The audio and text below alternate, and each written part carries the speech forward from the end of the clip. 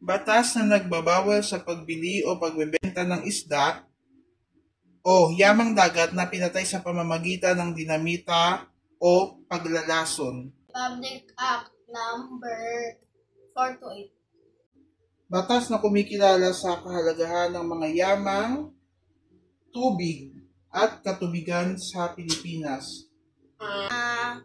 Philippine Clean Water Act of 2004, which is Republic Act number 9275. Ito ay tungkol sa pagprotekta sa kagubatan at kakahuyan ng Pilipinas. Forestry Reform Code of the Philippines, which is Presidential Decree number 705. Batas na naglalayong maprotektahan ang mga yamang koral sa katubigan ng Pilipinas. Coral Resources Development and Conservation Decree. Presidential Decree number 1219, and the other one is Presidential Decree 1698.